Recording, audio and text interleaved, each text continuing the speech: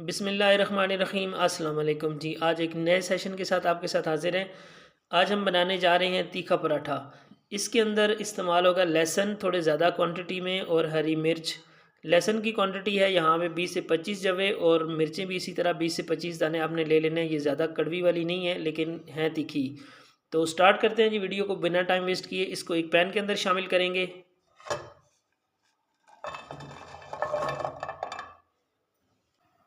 लहसुन और हरी मिर्च को 1 मिनट के लिए ड्राई रोस्ट करना है। 2 टेबलस्पून के बराबर ऑयल इसके अंदर शामिल करेंगे।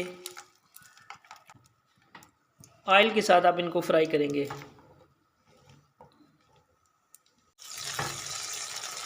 मिर्चों को फ्राई करते हुए आप देख सकते हैं इनके ऊपर वाइट वाइट कलर आ गया। इस तरह से इसके ऊपर कलर आना चाहिए। ज़्यादा देर नहीं लगी इसको फ्राई करने में। 1 चम्मच ज़ीरा शामिल कर देंगे।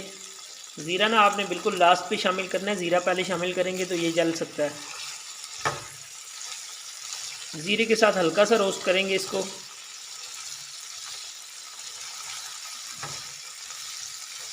और इस वक्त आंच स्लो है हमारी, आंच तेज़ नहीं रखनी आपने ना। लहसुन के ऊपर भी बड़ा खूबसूरत सा कलर आता जा रहा है।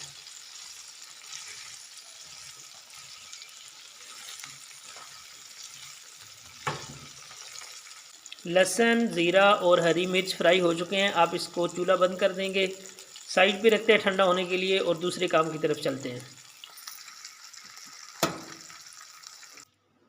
अब हमने एक चॉपर लिया है, इसके अंदर ये चीज़ें डाल देते हैं। हमने इनको चॉप करना है। इसके साथ मज़ीद भी कुछ चीज़ें ऐड करेंगे।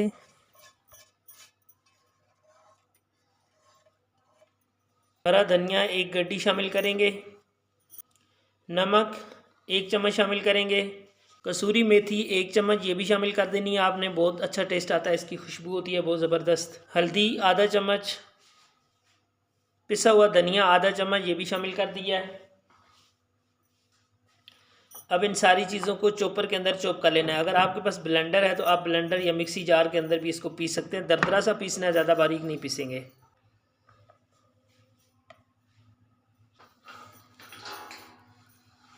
ये देखें जी, इस तरह से दरदरा सा पीसा हुआ है। अगर आप इसको मज़ीद छोटा करना चाहते हैं तो कर सकते हैं। यहाँ पे हमने गंदम का आटा लिया है। ये वही गंदम का आटा है जो हम नॉर्मली हर रोज़ घर में इस्तेमाल करते हैं। अब इसके साथ हम बनाएंगे डो। 2 कप भर के आटे के लेंगे। आधा चम्मच नमक आटे में डालेंगे, एहतियात से डालना है, पहले भी डाला हुआ है। 2 टेबलस्पून मोनी के लिए ऑयल इस्तेमाल कर रहे हैं।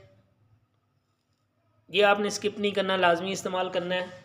हरी मिर्च और मसाले का जो हमने पेस्ट बना के रखा है ये शामिल करेंगे। चम्मच भर भर के हम इसमें शामिल कर रहे हैं। तकरीबन 4 चम्मच हम इसमें इस्तेमाल करेंगे। 2 कप आटा है, 4 चम्मच इसमें ये जाएगा बैटर। एक दरमियाने साइज़ की हरी प्याज इसके अंदर जाएगी। ये पुदीना है ऑलरेडी पिसा हुआ है, इसका 1 चम्मच इसके अंदर शामिल करेंगे। खुशबू और टेस्ट दोनों लाजवाब होते हैं और डाइजेशन के लिए ये बहुत ज़्यादा ज़रूरी है। सारी चीज़ों को हाथों की मदद से पहले मिक्स कर देंगे।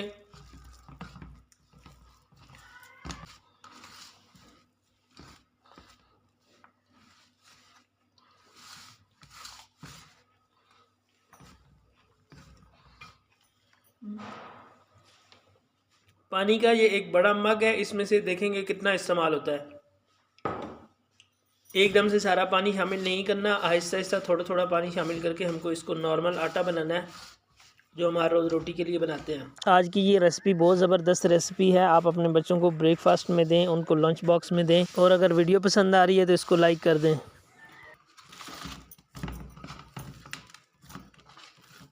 आटा रेडी हो चुका है, आप देख सकते हैं आटे को अच्छी तरह गूंद लिया है। अब हम इसको 10 मिनट के लिए रेस्ट देंगे। 10 मिनट के बाद आपसे मिलते हैं।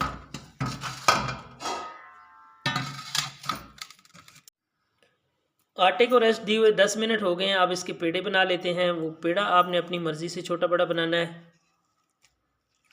मुनासिब सा डो लेंगे और इसका एक पेड़ा तैयार करेंगे।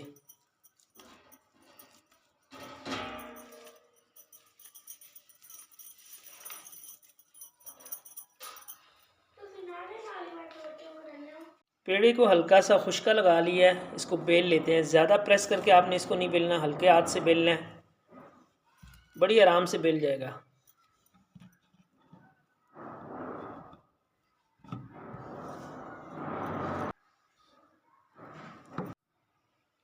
पराठा बेल लिया, इसकी शक्ल थोड़ी आड़ी तिरछी है, जहाँ से हम इसको प्रॉपर गोल करेंगे। ये ढक्कन है एक बाल्टी का, इसकी मदद से आराम से इसको प्रेस करें और जो साइडों पे एक्स्ट्रा चीज़ है इसको उठा लेंगे, तो ये बड़ी ना प्रॉपर गोल शेप में आ जाएगा।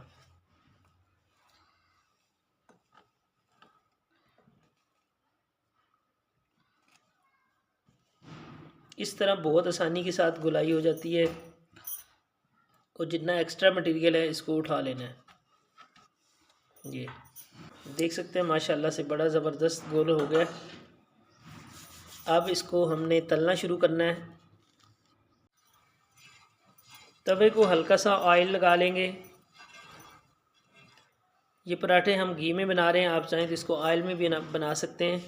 तवा गर्म हो चुका है, पराठा डालेंगे।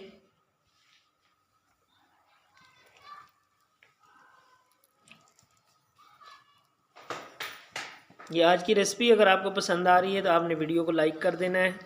दोनों तरफ से 3-3 मिनट तलने के बाद पराठा आपके सामने रेडी है। अल्हम्दुलिल्लाह ये इतना ज़्यादा नरम, सॉफ्ट और ज़बरदस्त पराठा बनकर रेडी हुआ है कि इस तरह का पराठा आपने पहले कभी नहीं ट्राई किया होगा। इसको ज़रूर ट्राई कीजिएगा अपने लिए, अपने बच्चों के लिए। और इस पराठे को आप बिना किसी केचप, बिना चटनी, बिना किसी सालन के आप खा सकते हैं। ये रेसिपी ट्राई करने के बाद आपने अपना फीडबैक मुझे ज़रूर देना है। मिलते हैं नेक्स्ट किसी अच्छी सी रेसिपी के साथ नई वीडियो में। तब तक के लिए अपना बहुत ज़्यादा ख्याल रखिएगा। मुझे दीजिए इजाज़त। अल्लाह ने के बान।